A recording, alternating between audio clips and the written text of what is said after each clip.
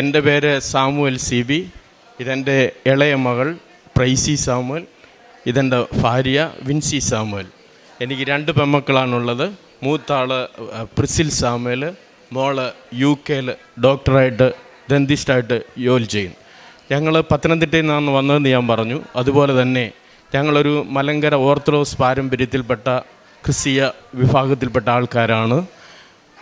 എൻ്റെ അനുഭവ സാക്ഷ്യം പറയുന്നതിന് മുന്നമേ ഞാൻ 30 വർഷമായിട്ട് സൗദി അറേബ്യയിൽ റിയാദിൽ കുടുംബമായിട്ട് ഞങ്ങൾ താമസിച്ച് എൻ്റെ കുഞ്ഞുങ്ങൾ ഈ മോളൊക്കെ അവിടെ ജനിച്ച് വളർന്നതാണ്. അവിടുത്തെ +2 പഠനത്തിന് ശേഷം നാട്ടിൽ കടന്നു വന്ന് റഷ്യയിൽ തജക്കിസ്ഥാൻ എന്ന് പറയുന്ന സ്ഥലത്ത് MBBS പഠിച്ച് കഴിഞ്ഞ വർഷം അവിടുത്തെ പരീക്ഷ പാസ്സായി നാട്ടിൽ കടന്നു വന്നു. നിങ്ങൾക്കറിയാം, MBBS വിദേശത്ത് പഠിക്കുന്ന ഒരാൾക്ക് ഇന്ത്യ രാജ്യത്ത് ജോലി ചെയ്യണമെന്നുണ്ടെങ്കിലും ഇൻറ്റേൺഷിപ്പ് ചെയ്യണമെന്നുണ്ടെങ്കിലും ഇന്ത്യ രാജ്യം അനുശാസിക്കുന്ന മെഡിക്കൽ കൗൺസിൽ ഓഫ് ഇന്ത്യയുടെ എക്സാം എഴുതേണ്ടതായിട്ടുണ്ട്. അങ്ങനെ എൻ്റെ മകൾ കടന്നു വന്ന് കഴിഞ്ഞ വർഷം medical council of India exam എഴുതി. പക്ഷേ അവൾ വളരെ കോൺഫിഡൻ്റ് ആയിരുന്നു. കാരണം അവിടെ ജീവിതത്തിൽ ഒരു പ്രാവശ്യം പോലും അവൾ പരാജയം അനുഭവിച്ചിട്ടില്ല. അത്രമാത്രം സ്നേഹിച്ച് ഞങ്ങൾ പരസ്പരം എല്ലാ കാര്യങ്ങളും സംസാരിച്ച് അവൾ ജീവിതയാത്ര മുമ്പോട്ട് പോയിട്ടുണ്ട്. അതിനു മുന്നേ ഒരു കാര്യം കൂടെ എനിക്ക് ഇവളെക്കുറിച്ച് പറയാനൊക്കെ ഉണ്ടുള്ളത്. ഇവൾക്ക് ഏകദേശം 2 വയസ്സായപ്പോൾ 2002 എൻ്റെ ഈ മോള് വീടിൻ്റെ ടെറസിൻ്റെ മണ്ടയിൽ നിന്ന് താഴെ വീണതാണ്. കോമ സ്റ്റേജിലുണ്ടായിരുന്ന മകളാണ്. ദൈവത്തിൻ്റെ അനുഗ്രഹത്താൽ, പ്രാർത്ഥനയുടെ ശക്തിയാൽ ഇന്ന് വരെ ഒരു കുഴപ്പവും ഉണ്ടാകാതെ ദൈവം MBBS വരെ പഠിച്ച് ഈ സമയത്ത് ഈ അൾത്താരയിൽ വന്നു നിൽക്കുവാൻ തക്കോണം ദൈവം ഇടയാക്കി തീർത്തു. പക്ഷേ അവിടെ ജീവിതത്തിൽ ഈ പരാജയം കടന്നു വന്നപ്പോൾ ഞങ്ങൾക്ക് സഹിക്കാനെ കൊണ്ട് കഴിഞ്ഞില്ല. കാരണം അവൾക്ക് അവിടെ കൺട്രോൾ തന്നെ അങ്ങ് നഷ്ടപ്പെട്ടു പോയി. എന്ത് ചെയ്യണമെന്നറിയത്തില്ല. കാരണം ഇവൾ പരാജയപ്പെട്ടെന്ന് ആരോട് പറഞ്ഞാലും ആരും വിശ്വസിക്കുകയില്ല. അവൾക്ക് ഇനി പഠിക്കണ്ട, വേണ്ട വേണ്ട വേണ്ട എന്ന് ഒക്കെയുള്ള തീരുമാനങ്ങൾ മുമ്പോട്ട് വന്നു. അപ്പം ഞാൻ തീരുമാനിച്ചു, എൻ്റെ മനസ്സിലൂടെ കടന്നുപോയി, ഇനി ഒരു മനുഷ്യനെ പോലും വിദേശത്ത് പോയിട്ട് MBBS എടുക്കാനെ കൊണ്ട് ഇൻട്രഡ്യൂസ് ചെയ്യരുതെന്ന്. കാരണം ഈ അനുഭവം മറ്റാർക്കും ഉണ്ടാകരുത്. അപ്പോൾ എന്നിട്ടും എൻ്റെ മനസ്സ് പതറിപ്പോയി. എന്നിട്ട് എൻ്റെ വൈഫ് തന്നെ ആ സമയത്ത് നാട്ടിലുണ്ട്. ഇവളെ ബലപ്പെടുത്തി പ്രാർത്ഥിക്കും, മക്കളെ ദൈവം നന്മ ചെയ്യും, അതുകൊണ്ട് നീ ക്ഷീണിതനാകരുത്, നീ മുമ്പോട്ട് പോകണം എന്നുള്ള ഒരു ചിന്ത അവിടെ ജീവിതത്തിൽ കൊടുത്തു. അതിന് ഞാനും ഈ കൃപാസനത്തെക്കുറിച്ച് എനിക്കും ഒരു കേട്ടുകേഴ്വി മാത്രമേ ഉണ്ടായിരുന്നുള്ളൂ. ഇപ്പോൾ അതൊരു എൻ്റെ കൺമുമ്പിൽ കണ്ട് ഒരനുഭവം പങ്കുവെക്കുക എന്നതാണ് എൻ്റെ പ്രധാന ദൗത്യം. ഈ മോളോട് ഞാൻ പറഞ്ഞു, മോളെ നീ പഠിക്കുക, വീണ്ടും ഒന്നുകൂടെ അറ്റംപ്റ്റ് ചെയ്യുക, പാസ്സാകും, നമുക്ക് മാതാവിനോട് പ്രാർത്ഥിക്കാം. എൻ്റെ സൗദിയിലുള്ള ഫ്രണ്ട്സ്, കത്തോലിക്ക വിശ്വാസത്തിലുള്ള ഫ്രണ്ട്സൊക്കെ എന്നോട് പറഞ്ഞിട്ടുണ്ട്, കൃപാസനത്തിൽ ചെന്ന് ഉടമ്പടി എടുത്ത് പ്രാർത്ഥിക്കണം, നിൻ്റെ വിഷയം ദൈവം കേൾക്കും. ഞാൻ സോഷ്യൽ മീഡിയയിലൂടെ ഇവിടുത്തെ എല്ലാ കാര്യങ്ങളും ശ്രദ്ധിക്കാറുണ്ട്. ഇതിങ്ങനെ എനിക്ക് ഇൻട്രഡ്യൂസ് ചെയ്തതിന് ശേഷം ഞാൻ ആദ്യമേ തന്നെ പറഞ്ഞു, ഞങ്ങൾ ഓർത്തഡോക്സ് വിശ്വാസികളാണ്, ഇതുപോലുള്ള കത്തോലിക്ക വിശ്വാസത്തിലുള്ള കാര്യങ്ങളൊക്കെ ഞങ്ങൾക്ക് വളരെ പരിമിതമാണ്. അതുകൊണ്ട് എന്നിരുന്നാൽ തന്നെയും ഞാൻ അവിടെ സൗദി അറേബ്യയിൽ പ്രയറിൽ അറ്റൻഡ് ചെയ്യുന്നത് മലങ്കര കാത്തലിക് കമ്മ്യൂണിറ്റിയുമായിട്ടാണ്. അപ്പോൾ ഇതിനെക്കുറിച്ചൊക്കെ എനിക്ക് കൂടുതലായിട്ട് കുറേ അറിയാം. ഈ മോൾ സൺഡേ സ്കൂൾ പഠിച്ചതും മലങ്കര കാത്തലിക് കമ്മ്യൂണിറ്റിയിലാണ്. അപ്പോൾ ഇവൾ ഇങ്ങനെ ഭാരപ്പെട്ടിരിക്കുന്ന സമയത്ത് കഴിഞ്ഞ ഡിസംബർ മാസത്തിലായിരുന്നു ഇവിടെ എക്സാം. അതിനാണ് ഇവൾ പരാജയപ്പെട്ടത്. അടുത്ത സെക്കൻഡ് അറ്റംപ്റ്റ് എന്ന് പറയുന്നത് ജൂൺ മാസത്തിലാണ്. ആ ജൂൺ മാസത്തിലെ പരീക്ഷയ്ക്ക് 3 മാസം പരിധി മാത്രമേ ഉള്ളൂ. അതിനുവേണ്ടി ഇവൾ പഠിക്കണമെന്നുണ്ടെങ്കിൽ 19 സബ്ജക്റ്റ് പഠിക്കണം. 19 സബ്ജക്റ്റ്, അതിൻ്റെ എത്രയോ വിഷയങ്ങളാണെന്ന് നമുക്ക് പറഞ്ഞാൽ തീരത്തില്ല. കാരണം പരീക്ഷയ്ക്ക് മുന്നേ അതൊരു പ്രാവശ്യം പോലും കവർ ചെയ്യാനെ കൊണ്ട് ഒരാളെ കൊണ്ട് പറ്റത്തില്ല. അപ്പം ഞാൻ പറഞ്ഞു, മോൻ പഠിക്കുക, ഞാൻ നാട്ടിൽ വരട്ടെ എന്ന് പറഞ്ഞു. ഞാൻ അങ്ങനെ ജൂൺ മാസം 14-ാം തീയതി നാട്ടിൽ വന്നു. ഞാനും എൻ്റെ ഭാര്യയും കൂടി കൃപാസനത്തിൽ 18-ാം തീയതി വന്ന് ഈ മകൾക്ക് വേണ്ടി ഞാൻ ഉടമ്പടിയെടുത്തു. ഞാൻ മാതാവിൻ്റെ സന്നിധിയിൽ വിഷയം വെച്ചു. ആ വിഷയം ഇതായിരുന്നു, എൻ്റെ മോള് അറ്റംപ്റ്റ് ചെയ്യാൻ പോകുന്ന മെഡിക്കൽ കൗൺസിൽ ഓഫ് ഇന്ത്യയുടെ എക്സാം പാസ്സായാൽ അടുത്ത ദിവസം രാവിലെ ഈ അൾത്താരയിൽ വന്ന് നിന്ന് സാക്ഷ്യം പറയും എന്ന് എൻ്റെ ഒരു തീരുമാനമായിരുന്നു. അതിനു മുന്നേ ഞാൻ ഇവിടെ വന്ന് ജസ്റ്റ് എൻ്റെ ചിന്ത എന്തായിരുന്നു ചോദിച്ചാൽ, ഈ കൃപാസനത്തിൽ വന്നിട്ട് അച്ഛനെ പെട്ടെന്നൊന്ന് കണ്ടൊന്ന് പ്രാർത്ഥിച്ചിട്ട് അങ്ങ് പോയേക്കണം എന്നായിരുന്നു എൻ്റെ ധാരണ. കാരണം ഞാൻ എൻ്റെ ഒരു സ്വഭാവം വെച്ച് പെട്ടെന്ന് കാര്യം കണ്ടിട്ട് പെട്ടെന്ന് വീട്ടിൽ പോകാമെന്നുള്ള ഒരു ചിന്തക്കാരനാണ് ഞാൻ. അപ്പോൾ ഞാൻ ഇവിടെ വന്ന് ശ്രദ്ധിച്ചപ്പോൾ എല്ലാവരും ക്യൂ നിൽക്കുകയാണ്. അപ്പോൾ എന്നോടൊരാൾ പറഞ്ഞു, അതല്ല, ആദ്യമേ നീ പോയി ഉടമ്പടി എടുക്കണം, അതിന് ലൈനുണ്ട്. അപ്പോൾ ഞങ്ങൾ വരുന്ന 11:30-ക്കാണ്. ആ 11:30-ക്ക് വന്നപ്പോൾ ഇവിടെ മൊത്തം നിറച്ച ആളാണ്. 18-ാം തീയതി. അപ്പോൾ ഞങ്ങൾ ആ 2ാമത്തെ സെഷനിൽ ഉടമ്പടിക്ക് വേണ്ടി കയറി. അവിടെ കയറിയിരുന്ന് അവിടുത്തെ ക്ലാസ് തുടങ്ങിയപ്പോഴാണ് ഇതിനെക്കുറിച്ച് എനിക്ക് കൂടുതൽ മനസ്സിലായത്.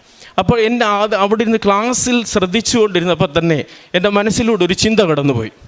ഞാനാണല്ലോ ആദ്യമേ ക്രമീകരിക്കേണ്ടത്. കാരണം എൻ്റെ മോക്ക് വേണ്ടി ഞാൻ ഉടമ്പടി എടുക്കുമ്പോൾ, അല്ലെ എൻ്റെ മോളുടെ വിഷയത്തിന് വേണ്ടി ഞാൻ പ്രാർത്ഥിക്കുമ്പോൾ എൻ്റെ ജീവിതം ക്രമീകരിച്ചിട്ടുണ്ടോ എന്ന് എന്നെക്കുറിച്ച് തിരിഞ്ഞു നോക്കാൻ എനിക്ക് അവിടെ ഇരുന്ന് തോന്നലുണ്ടായി. കാരണം എനിക്കൊരു സ്വഭാവമുണ്ടായിരുന്നു, നാട്ടിലൊക്കെ വരുന്ന സമയത്ത് ചെറുതായിട്ട് ഒരു ടൈം പാസിന് വേണ്ടി അല്പം മദ്യമൊക്കെ ഉപയോഗിക്കുമായിരുന്നു. അപ്പോൾ ഈ പ്രാവശ്യം ഞാൻ വന്നപ്പോൾ ഈ എയർപോർട്ടിൽ നിന്ന് വാങ്ങിക്കണമെന്നൊക്കെ ധാരണയുണ്ടായിരുന്നു. പക്ഷേ എൻ്റെ മനസ്സ് അനുവദിച്ചില്ല, ഞാൻ വാങ്ങിക്കാതെ തന്നെ ഇവിടെ വന്നിട്ട് ഈ കൃപാസനത്തിൽ വന്ന് ഉടമ്പടി ക്ലാസ്സിൽ അറ്റൻഡ് ചെയ്തിട്ട് ഞാൻ അവിടെ വെച്ച് ആദ്യം തീരുമാനിച്ചത്, മേലിൽ ഞാൻ ഈ മദ്യം ഉപയോഗിക്കത്തില്ല. കൂട്ടുകാരുടെ ഒക്കേഷനോ എന്ത് കാര്യത്തിനായാലും ഇത് ഉപയോഗിക്കത്തില്ലെന്ന് ഞാൻ അവിടെ തീരുമാനിച്ചു. അതുപോലെ തന്നെ എനിക്ക് പെട്ടെന്ന് വേറൊരു കാര്യം കൂടെ ഉണ്ട്, പെട്ടെന്ന് ഞാൻ ദേഷ്യപ്പെടും. കാരണം എൻ്റെ ജോലിയുമായിട്ടുള്ള ഭാഗത്തിൽ പെട്ടെന്ന് വഴക്ക് പറയും, അങ്ങനെയൊക്കെയുള്ള ഒരു ആറ്റിറ്റ്യൂഡുണ്ട്. ആ സ്വഭാവത്തിനും ഒരു മാറ്റമുണ്ടായി. ഞങ്ങൾ ഉടമ്പടി എടുത്ത് വന്ന ദിവസം തൊട്ട് രാവിലെയും വൈകിട്ടും ഞങ്ങൾ ഉടമ്പടി പ്രകാരമുള്ള പ്രാർത്ഥന, ആ പുസ്തകം വായിച്ച് മെഴുകുതിരി കത്തിച്ച് ഞങ്ങൾ കുടുംബമായിട്ട് മുട്ടുമേ നിന്ന് പ്രാർത്ഥിക്കും. ഞാൻ മുന്നമേ പ്രാർത്ഥിക്കാത്തവനാണെന്ന് ഞാൻ പറയില്ല. കാരണം ഞങ്ങൾ പ്രാർത്ഥിക്കാതെ കിടക്കില്ല. വേദപുസ്തകം വായിച്ച് പ്രാർത്ഥിക്കാതെ ഒരു ദിവസം പോലും കിടക്കത്തില്ല. ഞങ്ങൾ സന്ധ്യയ്ക്ക് മാത്രമേ പ്രാർത്ഥിക്കത്തുള്ളായിരുന്നു. പക്ഷേ വെളുപ്പാൻ കാലത്ത് പ്രാർത്ഥിക്കത്തില്ല. പക്ഷേ ഞാൻ ഓഫീസിൽ കടന്നു പോകുന്നതിന് മുന്നമേ ഞാൻ എഴുന്നേറ്റ് ഒരു 2 മിനിറ്റ് ദൈവത്തോട് പ്രാർത്ഥിച്ചിട്ടേ പോകത്തുള്ളൂ. അപ്പോൾ അങ്ങനെ വന്നപ്പോഴേ ഓരോ ദിവസവും ഞാൻ പ്രാർത്ഥനാ വിഷയങ്ങളിൽ മുട്ടുമേ നിന്നിട്ട് മോടെ കൈ പിടിച്ച് ആ കൃപാസനത്തിൽ ലഭിച്ച എണ്ണ പുരട്ടി ഞങ്ങൾ വിഷയത്തിന് വേണ്ടി അസമർത്ഥമായിട്ട് പ്രാർത്ഥിക്കും. ഞാൻ പ്രാർത്ഥിക്കുമ്പോൾ വേറെ ഒരു പ്രത്യേകതയുണ്ട്. എൻ്റെ മോക്ക് വേണ്ടി മാത്രം ഞാൻ ഇന്ന് വരെ പ്രാർത്ഥിച്ചിട്ടില്ല.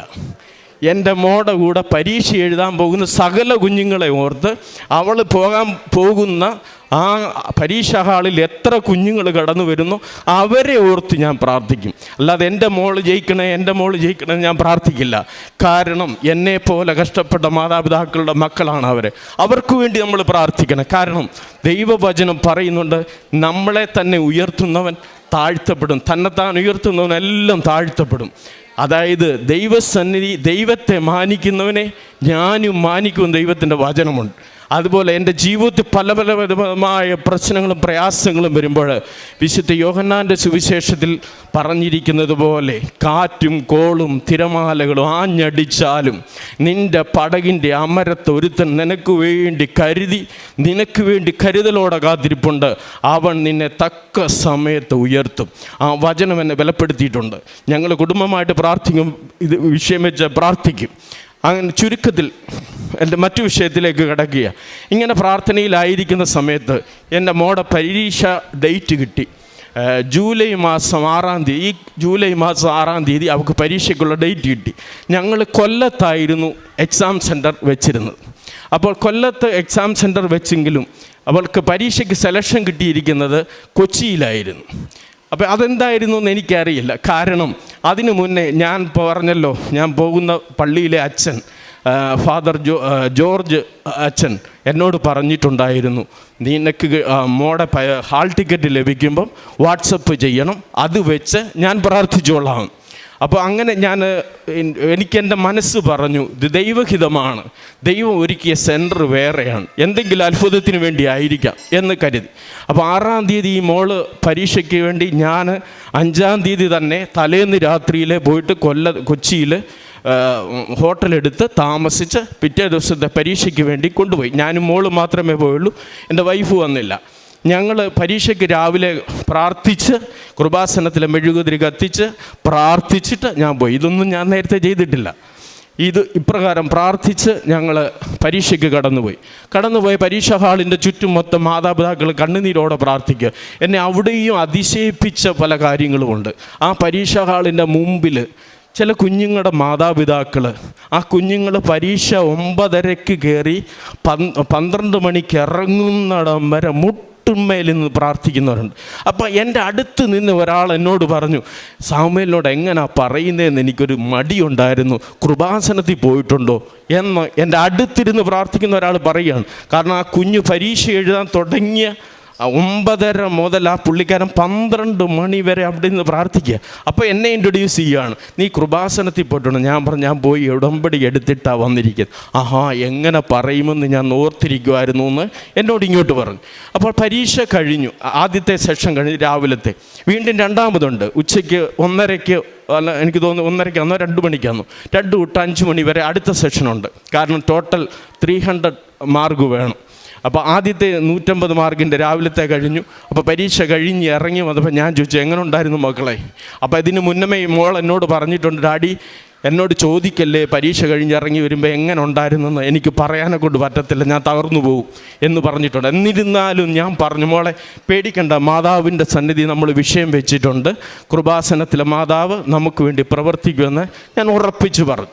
ആ സമയത്ത് ഇവള് ആദ്യത്തെ പരീക്ഷ കഴിഞ്ഞ് ഇറങ്ങി വന്നപ്പോൾ എന്നോട് പറഞ്ഞു, പ്രയാസമില്ലായിരുന്നു എന്ന് പറഞ്ഞു. അപ്പോൾ രണ്ടാമത്തെ സെഷൻ അടുത്ത് തുടങ്ങുക.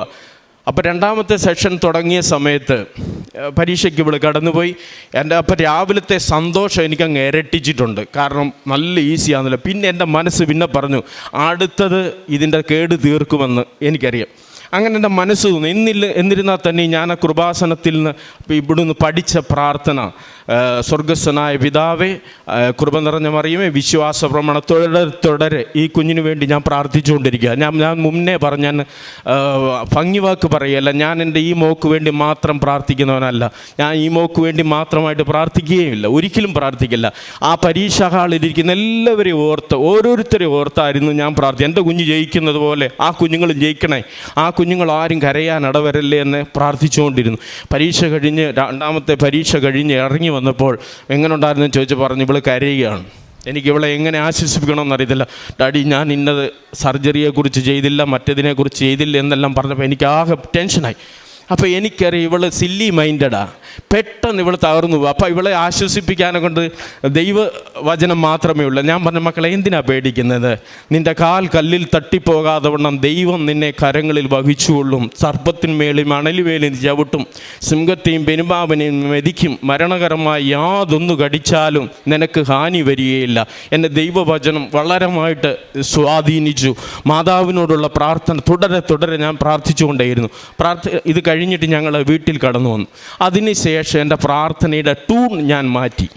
ഞങ്ങൾ രാവിലെയും വൈകിട്ടും പ്രാർത്ഥിക്കും. ഞങ്ങൾ എവിടെ പോയാലും ഞാൻ ടോട്ടലി പറഞ്ഞല്ലോ, എൻ്റെ സ്വഭാവത്തിൽ തന്നെ മാറ്റം വന്നു. സംസാരത്തിൽ ആവശ്യമില്ലാത്ത കാര്യങ്ങൾ ശ്രദ്ധിക്കാൻ പോകത്തില്ല.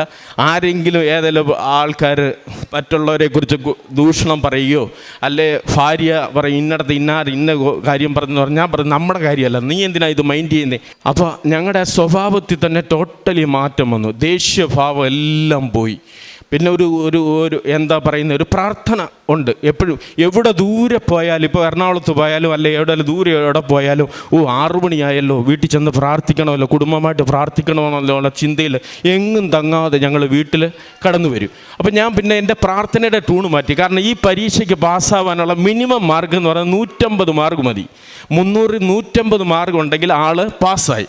അപ്പം ഞാൻ പിറ്റേന്നുള്ള പ്രാർത്ഥനയിൽ ഞാൻ ഈ വിഷയം ഇവിടെ കയ്യിൽ ഞങ്ങൾ പ്രാർത്ഥിക്കുന്ന സമയത്ത് ഞാൻ പറഞ്ഞു, അവളെ കരത്തെ ചേർത്ത് പിടിച്ചാണ് ഞങ്ങൾ പ്രാർത്ഥിക്കുന്നത്. കാരണം ആ അനുഭവം എനിക്ക് കിട്ടിയത് സൗദി അറേബ്യ. ഞാനൊരു പെന്തിക്കോസുകാരുടെ പ്രാർത്ഥനയിൽ പങ്കെടുത്തിട്ടുണ്ട്. ആ പെന്തിക്കോസുകാരുടെ പ്രാർത്ഥനയിൽ പങ്കെടുക്കുമ്പം നമ്മുടെ അന്ധകാര ശക്തികളെ ശാസിക്കണമെന്നും ബന്ധനങ്ങൾ നമ്മുടെ ചുറ്റുമുണ്ടെന്നും അത് ആ രീതി പ്രാർത്ഥിച്ച് വിടുതൽ പ്രാപിക്കണോ, കയ്യിൽ പിടിച്ച് പ്രാർത്ഥിക്കണമെന്ന് എനിക്കറിയാം. അത് തന്നെയുമല്ല, ഞാൻ പറഞ്ഞല്ലോ മലങ്കര കാത്തലിക് കമ്മ്യൂണിറ്റിയിൽ നിന്ന് എനിക്ക് കിട്ടിയ ഒരു വേറൊരു അനുഭവമുണ്ട്. മീഖായേലും ഗഫ്രിയേലും മാലാഖമാരുടെ സാന്നിധ്യം ഉറപ്പിച്ച് നമ്മുടെ ചുറ്റിനും ഉറപ്പിച്ച് വേണം പ്രാർത്ഥിക്കാൻ. കാരണം എല്ലാ ശത്രുക്കളിൽ നിന്നും അവർ കാത്തുകൊള്ളും. മീഖായേൽ കാത്തുകൊള്ളും, ഗഫ്രിയേൽ നമുക്ക് ദൂതുമായിട്ട് കടന്നു വരും, ഇല്ലേ? ആ സ്വവർത്തമാനം കേൾക്കണമെന്നുള്ള എൻ്റെ ഇതുണ്ട്. അപ്പം ഞാൻ പ്രാർത്ഥിച്ചപ്പോൾ എൻ്റെ ട്യൂണ് മാറ്റിയിട്ട് ഞാൻ ദൈവത്തോട് പ്രാർത്ഥിച്ചു, ദൈവമേ എൻ്റെ മോക്ക് 150 മാർക്ക് തരാവേ, 150 മാർക്കും മതി, അവൾ ജയിക്കണമേ, എൻ്റെ കുഞ്ഞിന് കണ്ണുനീര് കൊടുക്കരുത്, ഇനി ഒരു ദുഃഖം സഹിക്കുവാൻ അവൾക്ക് ത്രാണിയില്ല, അതുകൊണ്ട് അവൾക്ക് 150 മാർക്ക് കൊടുത്ത് ജയിക്കുന്നവരുടെ കൂട്ടത്തിൽ എൻ്റെ കുഞ്ഞിനെയും ആക്കണേ എന്ന് ഞാൻ പ്രാർത്ഥിക്കുമായിരുന്നു. ചുരുക്കി ഞാൻ പറയാം, അത് കഴിഞ്ഞു. അങ്ങനെ പ്രാർത്ഥനാ വിഷയങ്ങളെടുക്കും. ഇവരുടെ റിസൾട്ട് ഇനി ഏകദേശം 1 മാസം കൂടെ കഴിഞ്ഞേ വരത്തുള്ളൂ. അപ്പം ഞാൻ സൗദിയിൽ നിന്ന് വരുന്ന സമയത്ത് എനിക്ക് എൻ്റെ മനസ്സിൽ തോന്നിയ ഒരു ചിന്തയുണ്ടായിരുന്നു. ഈ കൃപാസനത്തിൽ ഈ ഉടമ്പടി എടുക്കുന്നതിന് മുമ്പ് ഇവിടെ വന്ന് ഇനി ഈ പരീക്ഷയ്ക്ക് തോറ്റുപോയാൽ വൈഫിന് അവളെ താങ്ങാൻ പറ്റില്ല, കാരണം അവളെ കൺട്രോൾ ചെയ്യാൻ പറ്റത്തില്ല, അവൾ അതുപോലെ ഡിപ്രസ്ഡ് ആയിപ്പോവും. അപ്പോൾ എന്ത് ചെയ്യണമെന്ന് കണ്ടപ്പോൾ ഞാൻ വന്നപ്പോൾ ഒരു വിസയും എടുത്തുകൊണ്ട് ഇങ്ങ് പോന്നു. വിസിറ്റ് വിസ എടുത്തു. ഞാൻ ഫാമിലി സ്റ്റാറ്റസിലാണല്ലോ, ഇവളിപ്പോൾ നാട്ടിലാണല്ലോ.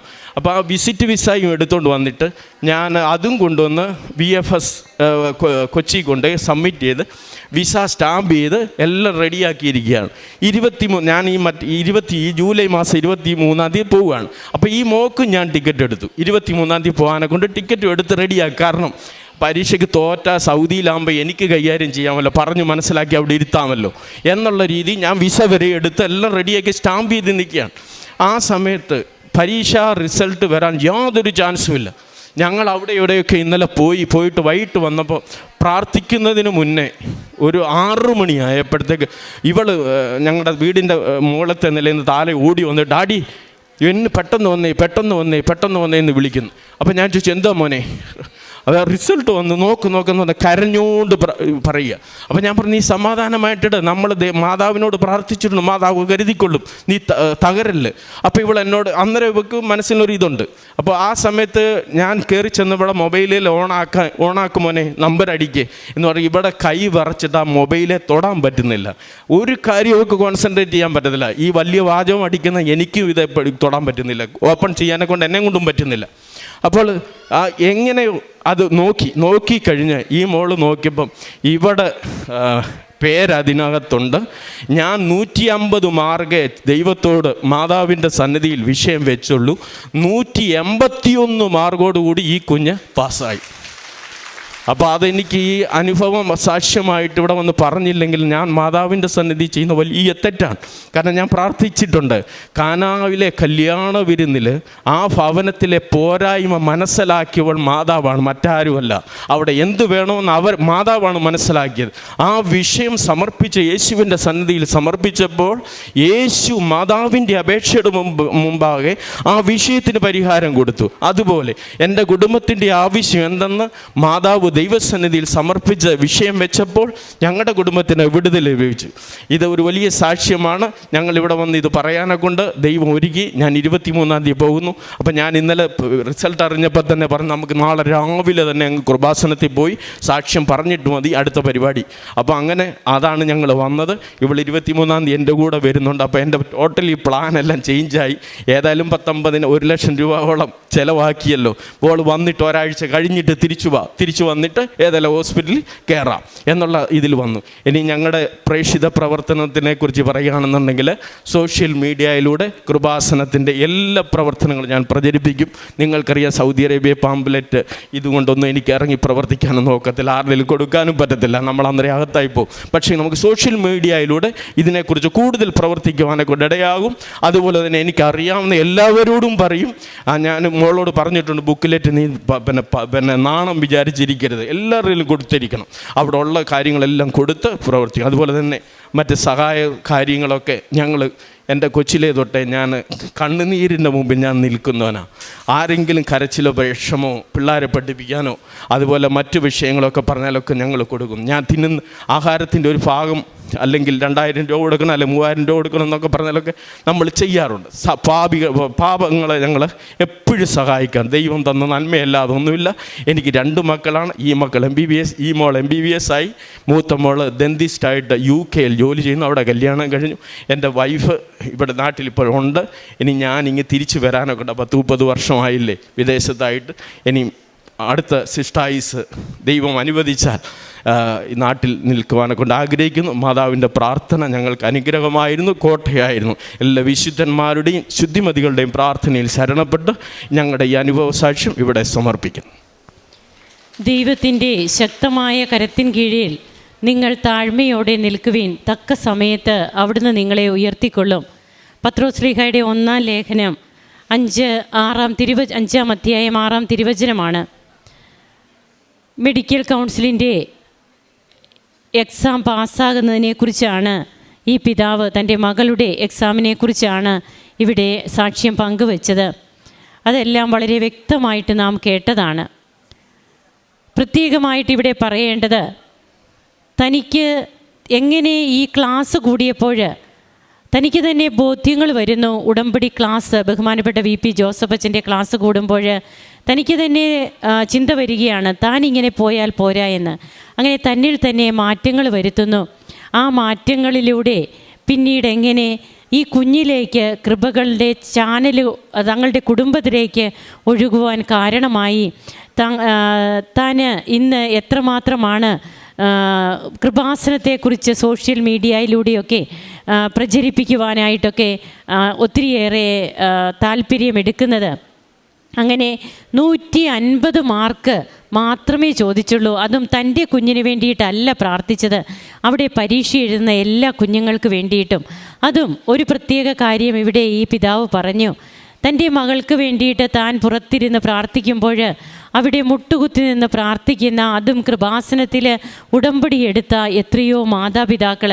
അപ്പോഴിതിങ്ങനെ കൃപാസനത്തിലെ പരിശുദ്ധ അമ്മയുടെ സാന്നിധ്യം അത് ലോകമെമ്പാടും പ്രചരിക്കുവാനായിട്ട് അമ്മ മാതാവ് അമ്മയുടെ പ്രത്യക്ഷീകരണത്തിൻ്റെ സാക്ഷികളാക്കി ഓരോ കുടുംബത്തെയും ഉയർത്തുന്ന ഒരു അനുഭവമാണ് നാം ഇപ്പോൾ കേട്ടത്. പിന്നീട് ഈ മകൻ പറയുകയുണ്ടായി തങ്ങളുടെ പ്രാർത്ഥനാ ജീവിതത്തിലൊക്കെ വന്ന മാറ്റം. അതായത് ബഹുമാനപ്പെട്ട VP ജോസഫ് അച്ഛൻ്റെ ജീവചരിത്രമുണ്ട്. തെദേവും എന്ന പുസ്തകത്തിൽ അച്ഛൻ കുറിക്കുന്നുണ്ട്. അച്ഛൻ പല കാര്യങ്ങൾക്കായിട്ട്, പ്രത്യേകിച്ച് ഫിസിക്സ് പ്രോജക്റ്റിൽ ഒരു ഫെല്ലോഷിപ്പ് കിട്ടുന്ന, കേന്ദ്ര ഗവൺമെൻറ്റിൻ്റെ ഫെല്ലോഷിപ്പ് സ്കോളർഷിപ്പ് കിട്ടുന്ന ഒരു കാര്യം വന്നപ്പോൾ അതിൽ അച്ഛൻ കൊടുത്തത്, അതായത് ബഹുമാനപ്പെട്ട VP ജോസഫിൻ്റെ അച്ഛൻ്റെ മനസ്സിലേക്ക് വരുന്നത് ഫിസിക്സ് പ്രോജക്റ്റാണ് ഗവൺമെൻറ് ചോദിച്ചത്, കേന്ദ്ര ഗവൺമെൻറ്. അച്ഛൻ്റെ മനസ്സിൽ അച്ഛനോട് പറയുന്നു, നീ ചവിട്ട് നാടകത്തിൻ്റെ വിജ്ഞാനകോശം ആ പ്രോജക്റ്റ് നീ സബ്മിറ്റ് ചെയ്യുവാൻ. അതായത് നാം ചിന്തിക്കുമ്പോൾ അച്ഛൻ തന്നെ പറയുന്നുണ്ട്, കുറച്ച് അതായത് എന്തെങ്കിലും മാനസിക പ്രശ്നങ്ങളുള്ളവരെ ഇങ്ങനെ ചിന്തിക്കുകയുള്ളൂ. ഫിസിക്സ് പ്രോജക്റ്റ് സബ്മിറ്റ് ചെയ്യുവാനായിട്ട് കേന്ദ്ര ഗവൺമെൻറ്റിൻ്റെ ഫെല്ലോഷിപ്പിനായിട്ട് ആവശ്യപ്പെടുമ്പോൾ തൻ്റെ മനസ്സിൽ വരുന്നു ചവിട്ട് നാടകത്തിൻ്റെ ആ ഒരു പ്രോജക്റ്റ് സബ്മിറ്റ് ചെയ്യുവാൻ. അച്ഛനത് സബ്മിറ്റ് ചെയ്തു. അച്ഛൻ സബ്മിറ്റ് ചെയ്തിട്ട് അച്ഛൻ ആ സ്കോളർഷിപ്പിന് അച്ഛനെ തിരഞ്ഞെടുക്കുകയാണ്. അച്ഛനെയും അതുപോലെ തന്നെ വേറൊരു വ്യക്തി, പാലക്കാടുള്ള ഒരു വ്യക്തിയെയുമാണ് തിരഞ്ഞെടുക്കുന്നത്. അപ്പോൾ അച്ഛനോട് ആ പ്രോജക്റ്റ് സബ്മിറ്റ് ചെയ്യാനായിട്ടുള്ള വഴിത്താരകളിൽ അച്ഛന് കൂട്ടായി നിന്നത് ജപമാലയാണ്. അച്ഛൻ പല സ്ഥലങ്ങളിൽ കയറി ഇറങ്ങുന്നുണ്ട്.